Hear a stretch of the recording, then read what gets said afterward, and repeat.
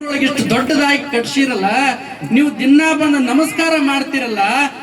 ಆ ಕೇವಲ ನಮಸ್ಕಾರ ಮಾಡಿ ಹೋಗೋದಕ್ಕಿಂತ ನಿಮ್ಮೂರೊಳಗ ಕಟ್ಸಿರೋ ಆ ಬೀರಪ್ಪ ಇತಿಹಾಸವನ್ನ ನೀವು ತಿಳ್ಕೊಂಡಿರತ್ತಂದ್ರ ನಿಮ್ಮ ಜನ್ಮ ಪಾವನ ಆಗ್ತದ, ನಿಮ್ಮ ಜನ್ಮ ಪಾವನ ಆಗ್ತದ.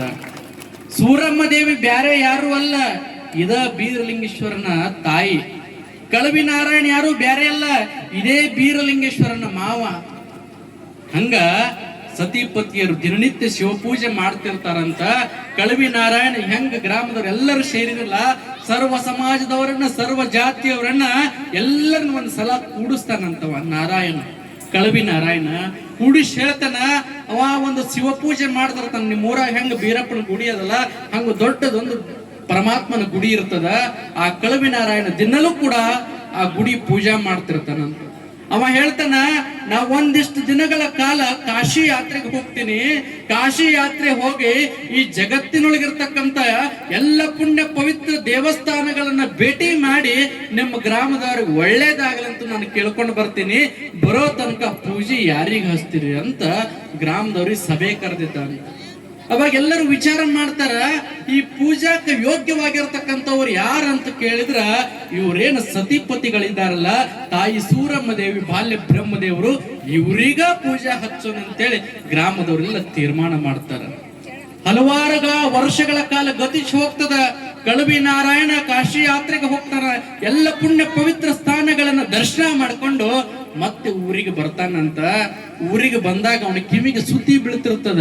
ಏನ್ ಕಿವಿಗೆ ಸುದ್ದಿ ಬೀಳ್ತಿರ್ತಂದ್ರ, ಆ ನಾರಾಯಣನ್ಕಿಂತ ಚಲೋ ಪೂಜೆ ಈ ತಾಯಿ ಸೂರಮ್ಮನೆ ಮಾಡ್ತಾಳಂತ ಆ ಗ್ರಾಮದವರು ಗುಸು ಗುಸು ಮಾತಾಡ್ತಿರ್ತಾರಂತ. ಅವಾಗ ಆ ನಾರಾಯಣಿಗೆ ಅನಸ್ತದ, ನಾ ಹಂಗ ಬಿಟ್ಟೆ ಆತಂದ್ರ ನನ್ನ ಪೂಜೆ ಇವ್ರು ಕಿತ್ಕೊಂಡು ಬಿಡ್ತಾರ, ನನ್ನ ಪೂಜೆ ಇಲ್ಲದಂಗ ಮಾಡ್ತಾರ, ನಾ ಏನಾರ ಮಸಲತ್ ಮಾಡ್ಬೇಕಂತ ತಿಳ್ಕೊಂಡು ಕಳವಿ ನಾರಾಯಣ ಮತ್ ಎಲ್ಲ ಗ್ರಾಮದವ್ರನ್ನ ಕೂಡಿಸ್ತಾನಂತ. ಕೂಡಿಸಿ, ನಾ ಹೋಗಿರ್ತಕ್ಕಂತ ಕಾಶಿ ಯಾತ್ರೆ ಪೂರ್ಣಗೊಂಡದ, ನಾನು ಮತ್ತ ಈ ಪರಮಾತ್ಮನ ಗುಡಿ ಪೂಜೆ ಮಾಡ್ಬೇಕಂತ ಮಾಡೀನಿ. ಆದ್ರ ಕಾಶಿಗೆ ಹೋದಾಗ ಒಂದ್ ಶ್ರುತಿ ಸಾರ್ತಿತ್ತಲ್ಲಿ ಅಂತ ಹೇಳ್ದ. ಏನಂತ ಎಲ್ಲರೂ ಕುತೂಹಲದಿಂದ ಕೇಳ್ತಿರ್ತಾರಂತ. ಅವಾಗ ಕಳವಿ ನಾರಾಯಣ ಹೇಳ್ತಾರ, ಪರಮಾತ್ಮನ ಪೂಜೆ ಮಾಡಬೇಕಾಗಿತ್ತಂದ್ರ ಹುಟ್ಟ ಬಂಜಿ ಪರಮಾತ್ಮನನ್ನ ಮುಟ್ಟಿ ಸೇವಾ ಮಾಡಬಾರ್ದಂತ ಕೈಲಾಸದೊಳಗೆ ಸಾರ್ತಿತ್ತು ಅಂತ ಒಂದು ಮಾತು ಹೇಳಿಬಿಟ್ಟ. ಎಲ್ಲರ ಮನಸ್ಸು ಕಲ್ಲಾಗ್ತದ. ಯಾಕಂದ್ರ ತಾಯಿ ಸೂರಮ್ಮ ದೇವಿಗೆ ಮಕ್ಕಳಾಗಿಲ್ಲ. ಆ ಪೂಜೆ ಬಿಡು ಅನ್ನೋಕ್ಕಿಂತ ನಾ ಹಿಂಗ್ ಹೇಳಿದೆ ಅಂದ್ರೆ ಅವ್ರ ಪೂಜೆ ಬಿಡಿಸ್ತಾರಂತ ತಿಳ್ಕೊಂಡು ಆ ನಾರಾಯಣ ಹೇಳಿಬಿಡ್ತಾನ. ತಾಯಿ ಒಲ್ಲದ ಮನಸ್ಸು ನಿಂತ್ರ ಆ ಪೂಜಾ ಕೈಂಕರ್ಯಗಳನ್ನೆಲ್ಲ ತಳಗ ತಗೊಂಡು ಬಂದು ಆ ಕಳವಿ ನಾರಾಯಣಿಗೆ ಪೂಜೆ ಹಸ್ತಾಂತರ ಮಾಡ್ತಾರಂತ. ಆದ್ರ ತಾಯಿ ಸೂರಮ್ಮ ದೇವಿ ಹಂಗ ಕುಂಡ್ರಂಗಿಲ್ಲ. ಇಡೀ ಸಮಾಜ ಬಂಜಿ ಬಂಜಿ ಬಂಜಿ ಅಂತ ಕರೆದ್ರು ಸಹಿಸಿಕೊಂಡಿರ್ತಕ್ಕಂತ ತಾಯಿ, ಒಡ ಹುಟ್ಟಿರ್ತಕ್ಕಂತ ಅಣ್ಣನೇ ನೀನು ಬಂಜದಿ ಪರಮಾತ್ಮ ನನ್ನ ಸೇವಾ ಮಾಡಬೇಕಾಗಿತ್ತಂದ್ರ ಹುಟ್ಟ ಬಂಜಿ ಮುಟ್ಟಿ ಸೇವಾ ಮಾಡಬಾರ್ದಂತ ಹೇಳಿ ಅನ್ನಂತಂದ್ರ ನಾನು ಹಂಗ ಕೂಡಬಾರ್ದು ತಿಳ್ಕೊಂಡು ಇದ ಬೀರಪ್ಪನ ತಾಯಿ ಉಗ್ರವಾಗಿರ್ತಕ್ಕಂಥ ತಪಸ್ಸಿಗೆ ಹೋಗ್ತಾಳಂತ. ಉಗ್ರವಾಗಿರ್ತಕ್ಕಂಥ ತಪಸ್ಸಿಗೆ ಹೋಗ್ತಾಳ. ಬೆಟ್ಟದ ಮ್ಯಾಲ ಹೋಗಿ ತಾಯಿ ಸೂರಮ್ಮ ದೇವಿ ಬ್ರಹ್ಮದೇವರನ್ನ ಕರ್ಕೊಂಡು ತಪಸ್ಸಿಗೆ ಕೂಡ್ತಾಳ. ಹಲವಾರು ವರ್ಷಗಳ ಕಾಲ ಗತಿಸಿ ಹೋಗ್ತದ.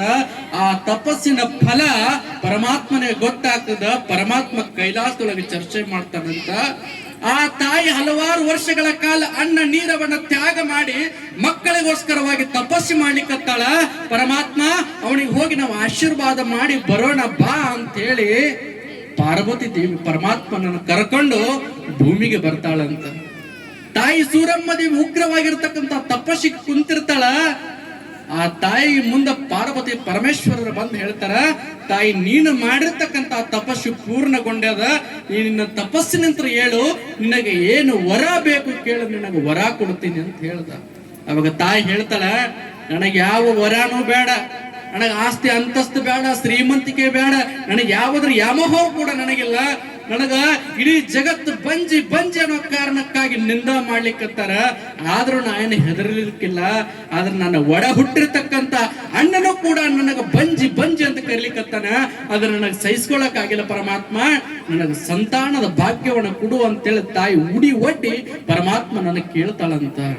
ಅವಾಗ ಪರಮಾತ್ಮ ಹೇಳ್ತಾನ, ನೋಡವ ನಿನಗ ಸಂತಾನದ ಭಾಗ್ಯ ಬೇಕಾಗ್ಯದಲ್ಲ, ನಿನಗೆ ಆಶೀರ್ವಾದ ಮಾಡ್ತೀನಿ, ಆದ್ರೂ ಒಂದು ಕಂಡೀಷನ್ ಐತಿ ಅಂತ ಹೇಳ್ದ.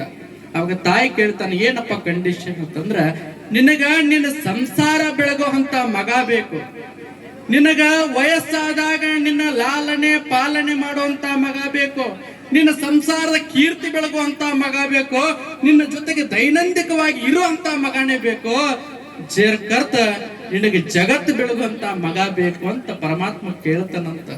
ಅವಾಗ ತಾಯಿ ಹೇಳ್ತಾಳೆ, ಇಡೀ ಜಗತ್ತೇ ನನಗ ಬಂಜಿ ಅಂತ ನಿಂದ ಮಾಡ್ಯದ, ನಂದು ಒಂದು ಮಣಿ ಬೆಳಗೊಂಡು ನನ್ ಮಗ ಬೇಕಾಗಿಲ್ಲ, ನೀನು ಕೊಡೋದೇ ಆಗಿತ್ತಂದ್ರ ಇಡೀ ಜಗತ್ತನ್ನು ಬೆಳಗುವಂತ ಮಗನ ಕೊಡು ಅಂತ ಪರಮಾತ್ಮನಲ್ಲಿ ಗಟ್ಟಿಯಾಗಿ ನಿಂತು ತಾಯಿ ಸೂರಮ್ಮ ದೇವಿ ಪುತ್ರನನ್ನ ಪಡ್ಕೊಂಡು ಬರ್ತಾನ.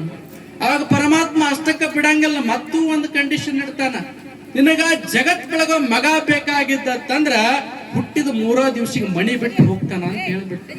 ತಾಯಿ ಹೇಳ್ತಾಳ, ಹುಟ್ಟಿದ ದಿನಾನೇ ಮಣಿ ಬಿಟ್ಟು ಹೋದ್ರು ಚಿಂತಿಲ್ಲ, ನನ್ನ ಮಗ ಹುಟ್ಟ್ಯಾನ ಅನ್ನುವಂತ ಸುದ್ದಿ ಜಗತ್ತಿಗೆ ಗೊತ್ತಾಗಬೇಕು, ಜಗತ್ತಿಗೆ ಬಂದಿರೋ ಕಂಟಕ ಅದು ನನ್ನ ಮಗ ಬಗೆಹರಿಸಬೇಕು, ಅಂತ ಮಗನನ್ನ ಕೊಡು ಅಂತ ಹೇಳಿ ತಾಯಿ ಸೂರಮ್ಮ ದೇವಿ ಪರಮಾತ್ಮನಲ್ಲಿ ಹಠ ಹುಟ್ಟಿ ಪಡ್ಕೊಂಡು ಬರ್ತಾಳವ ಬೀರಲಿಂಗೇಶ್ವರನನ್ನ. ಇಡೀ ಜಗತ್ತಿನೊಳಗ ಪವಾಡ ಮಾಡಿರ್ತಕ್ಕಂತ ಪವಾಡ ಪುರುಷ ಹೆಂಗ್ ಅದಾರಂತ ಕೇಳಿದ್ರ, ಭೂಮಿಗೆ ಹುಟ್ಟಿ ಬಂದ ಮ್ಯಾಗ ಪವಾಡ ಮಾಡ್ತಾರ. 18 ಶಾಸ್ತ್ರ ಪುರಾಣಗಳು ತೆಗೆದು ನೋಡಿದಾಗ ಯಾರೇ ಪವಾಡ ಮಾಡಬೇಕಾಗಿತ್ತಂದ್ರ ಭೂಮಿ ಮೇಲೆ ಹುಟ್ಟಿ ಬಂದ ಬಳಿಕ ಪವಾಡ ಮಾಡ್ತಾರ.